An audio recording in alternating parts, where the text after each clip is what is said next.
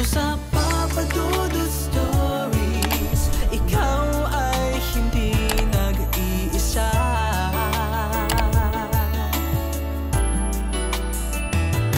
Dito sa Papa Dudut Stories, may nagmamahal sa'yo. Papa Dudut Stories, Papa Dudut Stories. Dear Papa Dudut, sa lahat po ng mga nakatutok ngayon, huwag pong kalimutan mag-like, mag-share at mag-subscribe. Maraming salamat po sa inyong lahat.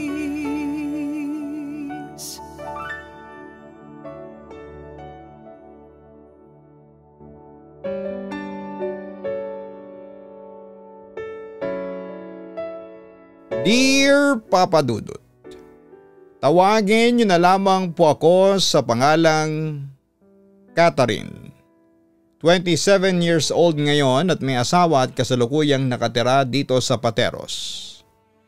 Matagal ko nang balak na sumulat sa inyo pero ngayon ko lamang ito natapos. Dahil naging abala ako nitong mga nagdaang taon. Anyway, ang ibabahagi kong istorya sa inyo ay tungkol sa aking love life na madrama na may halong suspense pa sa dulo. Papa Dudut, ngayon pa lamang ay aminin ko na sa inyo na hindi ako kagandahan. Plain Jane, ika nga. May ibang nagsasabing pangit daw ako at dahil sa hindi nga ako nabiyaya ng kagandahang panlabas ay nawala ang confidence ko sa sarili ko. Nakaranas din po ako ng pambubuli mula noon sa mga kaklase ko, lalo na noong college ako. Sa kabilang banda ay meron ako naging crush noon na tawagin niyo na lamang po sa pangalang Bench. Gwapo siya, matangkad, maputi, maganda ang pangangatawan, overall heartthrob. Pero mayabang siya at isa siya sa mga nanlalait sa akin noon. Pero sa kabila noon, Papa Dudut, ay mahal ko pa rin si Bench. To the extent na parang obsessed na ako sa kanya. Oo, siya ang laman ng pantasya at panaginip ko. Makita ko lamang siya ay nakukumpleto na ang araw ko. At ako lang siguro ang taong gustong bulihin ang kanyang crush. At dahil nga sa matinding obsession ko kay Bench ay ipinagkalat ko noon sa mga kaibigan ko na pasekretong nanliligaw siya sa akin. Hindi nagtagal ay sinabi ko pa sa mga kaibigan ko na sinagot ko na si Bench at boyfriend ko na siya.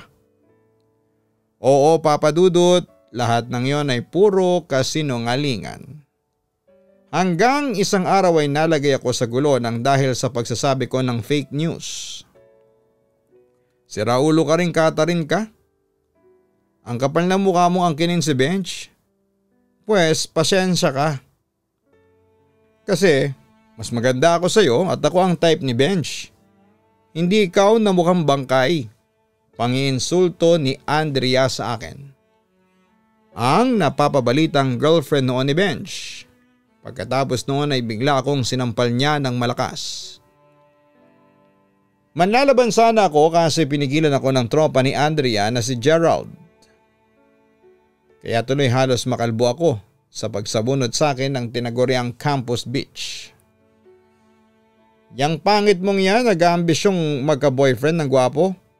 Sarkastikong pangiinsulto pa ni Andrea sa akin. Halos maiyak na ako sa sobrang pangaping dinanas ko sa kamay ni Andrea. Sampal, sabunot at suntok ang inabot ko sa kanya. Hindi naman ako makapaglaban dahil malakas ang pagkakahawak sa akin ni Gerard. Buti na lamang at dumating si Bench para pigilan si Andrea at Gerard. Andrea, tama na yan, sigaw ni Bench sa babae. Pagkatapos ay bumaling ito sa lalaking humahawak sa akin. Bitawan mo nga si Catherine. Nakikisali ka pa sa away ng babae? Teka, bakit kayo nag-aaway ha? Agad namang nagpaliwanag noon si Andrea. Eto kasing si Catherine ang nagsimula ng away. Biruin mo ang lakas niya angkinin ka bilang boyfriend niya samantalang ako ang mahal mo. Kung magsumbong ito kay Benj ay parang batang inagawa ng lobo. Sinungaling ka, Andrea. Ikaw ang nagsimula ng gulo, pangit. Napipikong sabi ko sa babaeng yon. Wow ha, sa'yo pa talaga nang galing ang salitang pangit. Hoy, tumingin ka nga sa sarili mo sa salamin bago ka magsalita ng pangit. Sarkastikong balik niya sa akin. Ikaw, Catherine, ano bang problema mo ha? Bakit mo ba inaaway ang girlfriend ko? At saka bakit ba ayaw mo akong tigilan? Ilang beses ko nang sinabi sa'yo na ayaw ko sa'yo. Hindi kita type. At saka kahit kailan ayaw kitang maging girlfriend. Wika ni Benj na siyang nagpadugo ng puso ko. Ayan ha, Catherine, narinig mo. Ayaw sa'yo ni Benj, so please tigilan mo na ang boyfriend ko. Kasi kung hindi ay ilalampaso ko yung pagmumukha mo. Wika pa sa akin ni Andrea. At saka kung nagdodroga ka man, please lang tumigil ka na kasi kahit kailan ay hindi ako papatol sa isang katulad mo. Tingnan mo naman yung itsura mo. Ang pangit mo. Pahabol na insulto pa ni Benj sa akin. Benj, mahal kasi kita. Naiiyak akong umamin sa kanya noon. As expected, nagtawanan lamang sina Benj, Andrea at Gerard sa sinabi ko. Ang kapal mo naman na umasang mamahalin ka ni Benj. Napaka-ambisosyo mo naman. Pang-aasar pa sa akin ng Campus Beach. Nagpatuloy naman si Benj. Magising ka na nga sa katotohanan. Catherine, una sa lahat ay hindi tayo bagay sa isa't isa. Pangalawa ay hindi ikaw ang tipo kong babae. Pangatlo ay wala akong nararamdamang espesyal para sa iyo. Kaya gumising ka na sa katotohanan. Parang awa mo na. Catherine, layuan mo na kami ni Andrea. Utos pa niya sa akin. Benj, please. Ewan ko ba, pero noong sandaling yon ay nagmamakaawa pa ako sa kanya. Tumigil ka na sa kabaliwan mo. Tandaan mo na hindi ako ang pinanganak at ginawang gwapo ng Diyos para lamang ikaw ang makatuluyan. Wika pa ni Benj sa akin. Papadudot dahil sa mga pangiinsultong natanggap ko ay nag-decide na lamang akong tumakbo palayo sa kanila. Sobrang nasaktan hindi lamang ang katawan at puso ko kundi pati na rin ang self-confidence ko. Hindi na ako pumasok noon sa next class dahil nagkulong lamang ako noon sa banyo ng library kung saan ay walang tao. 3 oras akong nagkulong sa isang cubicle samantalay pagsapit ng 6:00 ng gabi ay saka lamang ako dali-daling lumabas. Ngunit habang nagmamadali ako maglakad palabas ng gate ay may narinig akong boses ng lalaking tumatawag sa pangalan ko. Paglingon ko ay si Benj yun, papadudot. Ano bang pag-uusapan natin ha? Nahihiyang tanong ko sa kanya. Catherine, I'm sorry. Sinserong sabi niya sa akin. Nagulat naman ako at nagtaka sa aking narinig. Sorry? Para saan? Question ko sa kanya. Yung tungkol sa nangyari kanina. Yung sa away ninyo ni Andrea. I'm sorry about that. Hindi ko gustong saktan ang damdamin mo. Hindi ko sinasadya yon, Catherine, maniwala ka sa akin. Nagduda naman ako sa sinasabi at intensyon ni Benj sa akin. Ano yung hindi mo sinasadya? Yung mga panlalait mo sa akin, hindi mo sinasadya yon. Sa palagay mo maniniwala ako sa iyo? Tila galit kong tanong sa kanya, papadudot. Pero ipinakita niya sa akin ang pinakasinsero, kaawa-awa at kapani-paniwalang mukha niya. Catherine, maniwala ka sa akin. Nasabi ko lang yon kasi nagipit ako. Hindi kita maipagtanggol sa mga kaibigan ko kasi natatakot ako na baka asarin nila ako. Catherine, alam mo bang pagkatapos ng pagsalitaan kita ng masasakit sa harapan ni na Andrea at mga kaibigan ko ay nagigilty ako ng sobra. Pagtatapat pa niya sa akin. Dahil naman sa crush ko si Benj ay unti-unti niyang nakuha ang tiwala ko. Matanong ko lang, bakit bigla naman nagbago ang ihip ng hangin? Catherine, seryoso ako. Sorry na please. Para bang nagmamakaawa si Benj na patawarin ko siya.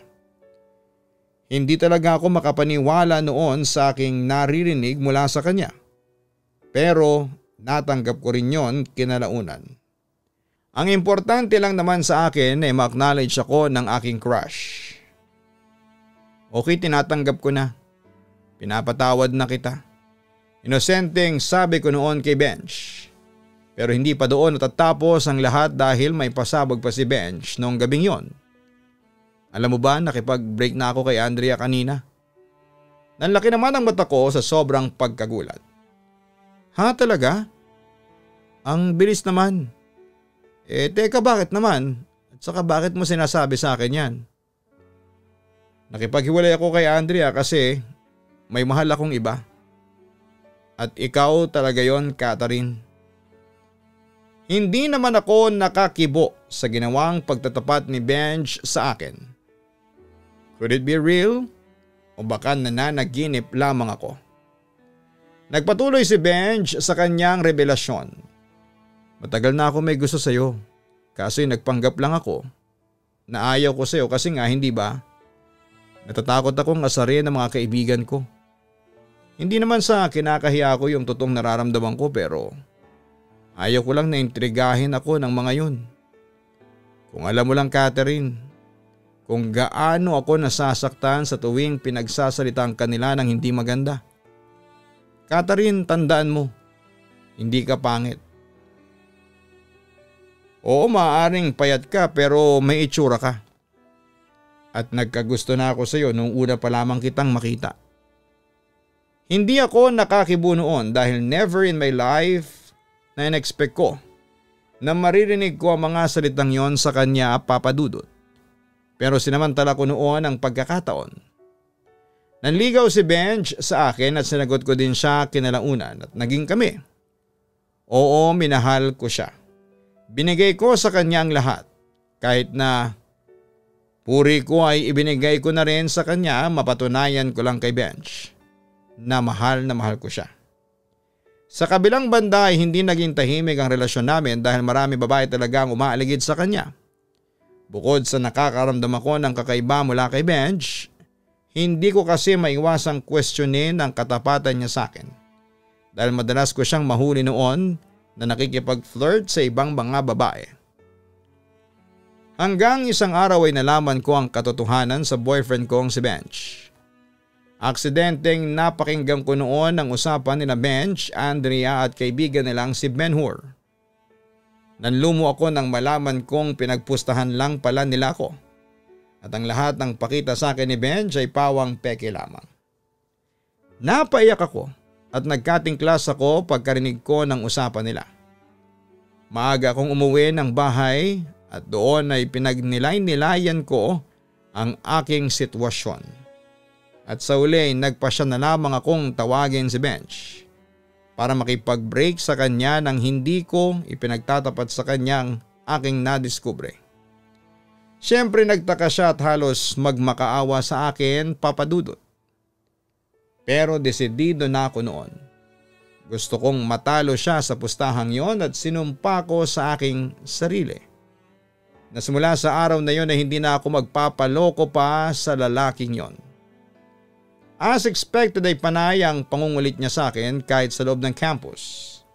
Tinatwiran ko na lamang sa kanya na nadiskubre ko sa aking sarili na hindi pa pala ako handang makipagrelasyon sa isang lalaki. At kapag nakikita ko sina Andrea, Gerard at Ben-Hur ay napapangisi na lamang ako dahil hindi sila nagtagumpay na paikutin ako. Samantala lumipas ang ilang buwan simula noong isuko ko sa kanyang bataan ay nakaramdam ako ng kakaiba sa katawan ko. Hindi nagtagal ay nalaman ko na lamang na buntis ako at si Benj ang ama. Natakot ako noon, Papa Dudut, lalo na sa tatay kong sobrang higpit sa akin. Siguradong hindi niya matatanggap na isa akong disgrasyada. Kaya humanap ako ng paraan. May kapatid si Benj na nagngangalang Renzo at hayagan ang pagkagusto niya sa akin. Katunayan nga ay pinagbibintangan pa ni Bench ang kapatid niya ang dahilan kaya bigla akong nakipaghiwalay. Sa kabilang banda dahil sa malaki nga ang pagkagusto sa akin ng nerd na si Renzo ay sinamantala ko ang pagkakataon. Lumapit ako sa kanya para tulungan ako sa problema ko. Renzo, buntis ako. Nabuntis ako ni Bench pag-amin ko kay Renzo.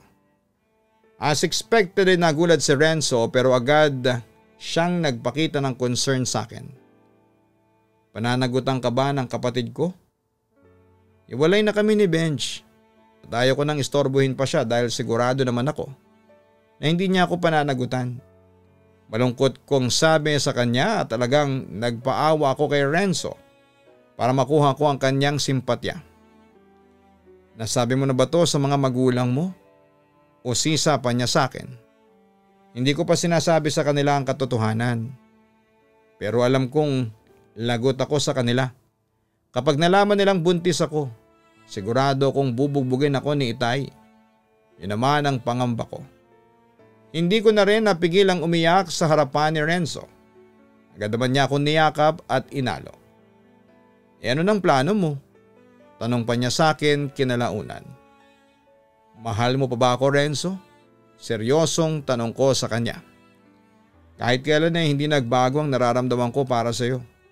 Kaya nga palagi kitang tinutulungan, hindi ba? Mahal pa rin kita hanggang ngayon. Catherine, pag-amin niya sa akin. Gusto kong malaman mo na handa akong saluhin ang responsibilidad sa iyo ni Bench. Kung hahayaan mo lang ako ay akuin ko ang anak mo, ako ang haharap sa mga magulang mo. Dagdag pa niya sa akin. Sigurado ka ba, Renzo? Hindi ba ako magiging unfair sa iyo? Tanong ko sa kanya. Mahal kita, Catherine. Ayoko nakikita kang ganyan. At saka heto lang yung naiisip kong paraan para makatulong sa iyo. Sabi pa ni Renzo sa akin. Huwag kang mag-alala. Hindi ka iiyak sa piling ko. Gagawin ko ang lahat maging masaya ka lang. Hindi man ako kasing gwapo ni Bench. Pero handa kitang mahalin at buong tapat yon. Tandaan mo yan. Yun ang pinangako ni Renzo sa akin noong araw na yon. Papadudod si Renzo ang ginawa kong panakipbutas noon. Siya rin naman ang may gusto noon. Hindi siya nagdalawang isip na akuin ang lahat ng responsibilidad sa amin ng anak ko. Minahal din naman niya ako at pinakita niya sa akin ang malaki ang respeto niya sa akin. Dahil doon, papadudod. Hindi nagtagal ay natutunan ko ring mahalin si Renzo at kinalimutan ko na si Bench. Papadudod, unti-unti kong natutunang mahalin si Renzo dahil sa kabaitang taglay niya. Hindi man siya kasing gwapo ng kapatid niyang si Bench, ay nasa kanya naman ang hinahanap ng isang babae. Matalino, mapagmahal, maalaga, responsable, may respeto, at higit sa lahat ay may ambisyon. Sa kabilang banda ay naging masaya naman ang relasyon namin ni Renzo. Yun nga lang ay madalas umeksena ang kapatid niyang si Bench. At hindi ko mawari kung nagpapapansin lang ba sa akin. Madalas siyang manggulo sa relasyon namin. Katulad na lamang isang gabi. Teka, anong ginagawa mo dito? Sinong hinihintay mo? Naiinis na tanong ko kay Bench. Hinihintay kita. Kasama pala ang kapatid ko. Saan naman kayo nagpunta ha? Tila may bahid ng matinding selos ang boses niya ng mga sandaling yon. Wala ka nang pakialam doon kung saan kami nagpunta ni Renzo. Giit ko sa kanya. Ang lakas naman ng loob mong gawing panakipbutas ang kapatid ko. Kompronta niya. Hindi ko pa nakipbutas ang kapatid mo.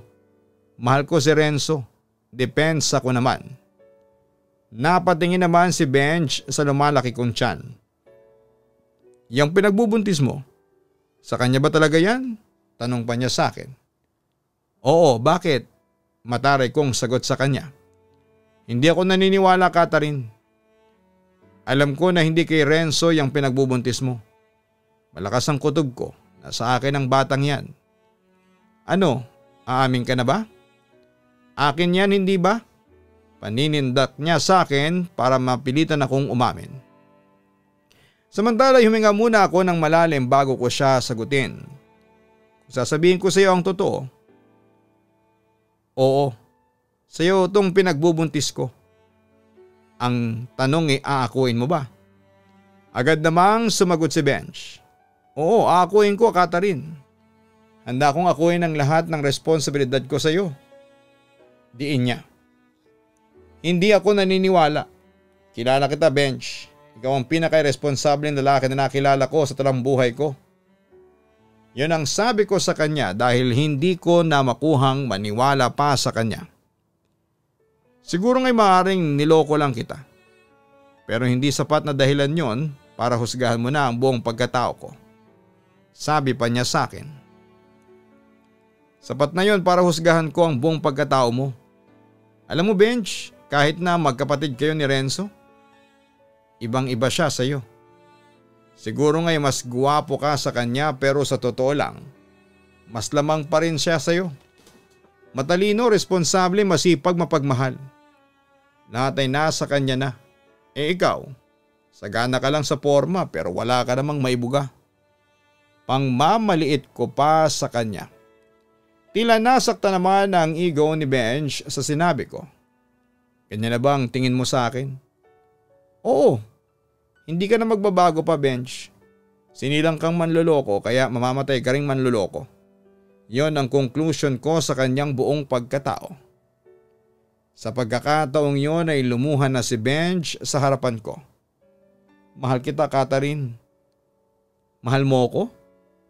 Ang sabi mo sa akin dati, di ba, hindi ako kapatol-patol dahil pangit ang isang katulad ko? Paalala ko noon sa kanya. Oo, kinakain ko na yung mga sinabi ko. Catherine, mahal kita sa maniwala ka man o sa hindi. Wika niya. Umanap ka ng iba babaeng maluloko mo. Wag na ako.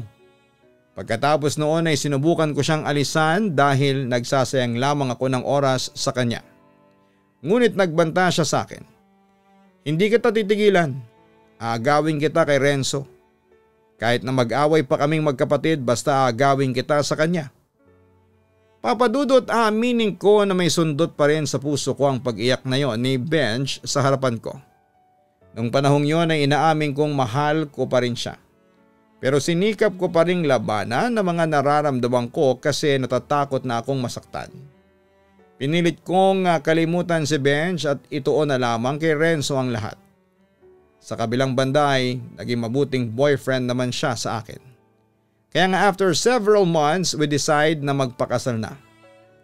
Kaso papadudot ay nabigo ako dahil sa huli. Si Benj pa rin talaga ang tinitibok ng puso ko. Renzo, wag muna nating ituloy ang kasal. Bigla ko na lamang sinabi kay Renzo isang araw. Nataranta naman si Renzo sa aking sinabi. Anong sabi mo? Catherine naman. Teka, bakit ba? Naguguluhan na kasi ako. Oo, mahal kita at gusto kita mapangasawa pero hindi pa sa ngayon. Napag-isip-isip ko kasi na hindi pa ako handa na magpakasal. Pag-amin ko sa kanya. Kasi mahal mo pa rin si Benj? Ganon ba? Diretsa niya sa akin. Sa puntong yon ay naiyak na ako. I'm sorry Renzo pero tama ka. Bakit ngayon ka pa atras? Almost prepared na ang kasal natin. At saka paano na yung mga bisita natin? At saka ano na lang ang sasabihin nila sa atin? Catherine, ilalagay mo ako sa kahihiyan. Malapit na siyang mag-hysterical ng mga oras na yon. Anong gagawin ko? Pilitin ko ang sarili ko. Renzo, paano ako makakapagsabi ng I do sa harapan ng Diyos kung hindi pa ako sigurado sa mga nararamdaman ko? Tanong ko sa aking fiancé. Ano bang ginawa ko sa iyong masama ha, Catherine? Bakit mo ako ginaganito? I love you. I give you everything. Binigay ko sa iyo pati buhay ko. Ginawa ko naman ang lahat para maging masaya ka lang.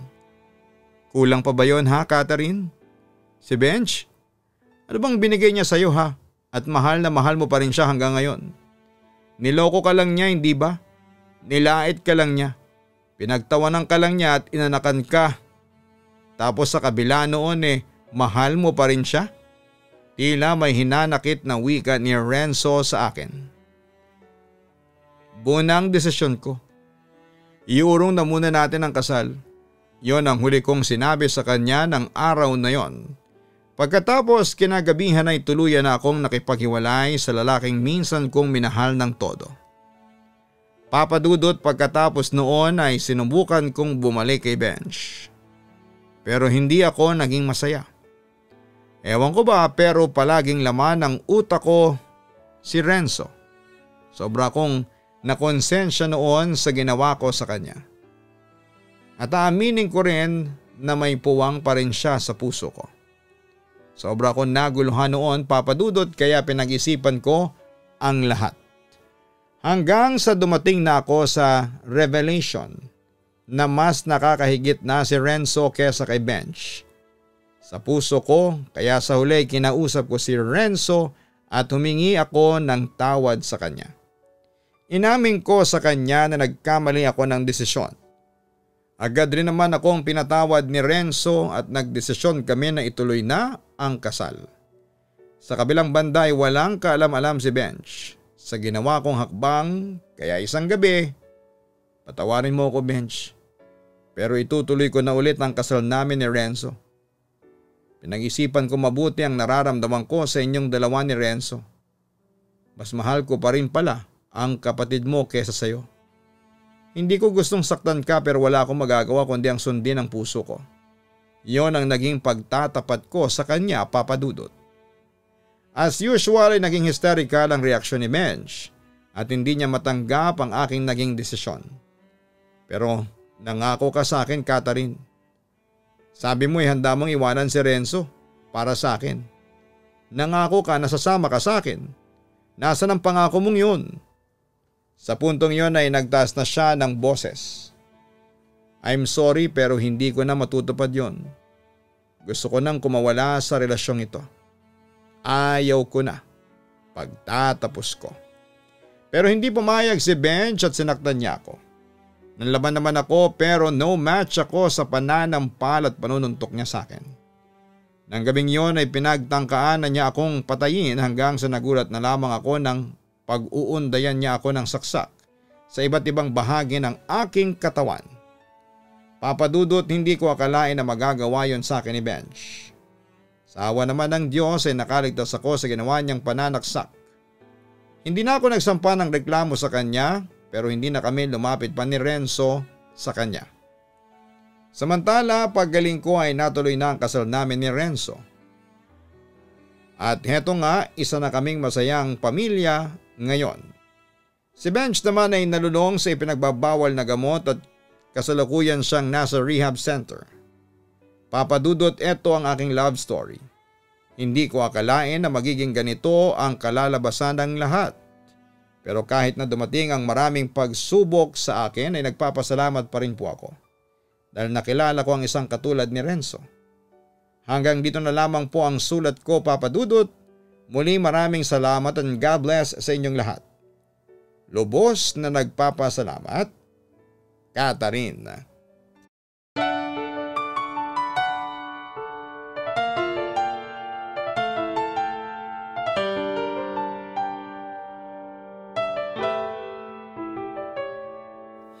Ang buhay ay mahiwaga, laging may lungkot at saya. Sa Papadudot Stories, laging may karamay ka.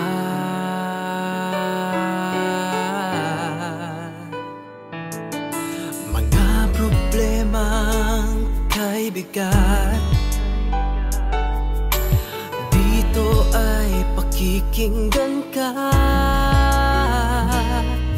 Sa Papadudot Stories, kami ay iyong kasama.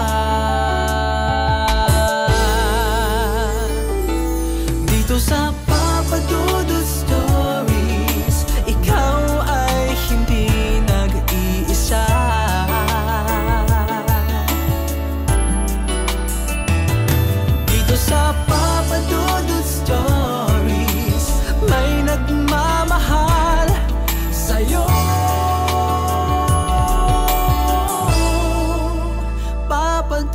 Dudut Stories.